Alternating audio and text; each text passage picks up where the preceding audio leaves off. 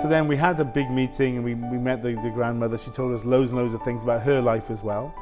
And my mother was born in a very unique time in Britain where it was the coldest winter ever, where every single thing froze. Every river froze, every lake froze. It was a really hard time, and she was living with her mother because her husband was away on basically on service. And she was saying, like, she gave birth in the house because they couldn't come, nobody could come, so basically by herself. The roads were all frozen and stuff like that, so it was kind of interesting.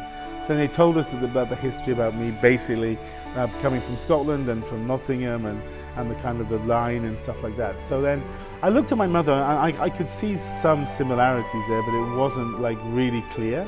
She said, like, characterize you exactly the same as her. I said, okay, that's awesome. But she said, but there's one interesting thing. So she showed me the nephew of the brother, and he looked about 95% of me. Whoa. Yeah. So physically, looking at you. Yeah, he said physically was similar, but wasn't as tall, wasn't as big, but basically looked identical. So she said, this is really interesting. So Color, everything. So we went through that, and we went outside, we took pictures, and the older lady was just so lovely, and the brother was so lovely, and the wife was so lovely. They were all lovely people. So then, like, the six of you taking pictures together. Yeah, just outside, in the sunshine. It was a lovely day. So then what happened next was that, like, they said, like, it's just so lovely to meet you. And she said, it said, but I don't want it to be just today.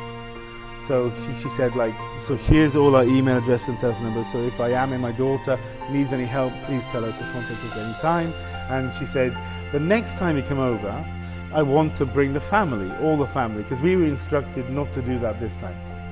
So she said, I'll bring the sisters and the nephews and these, to come and meet with you, and in a more kind of like social setting. I said, yeah, it sounds really, really good.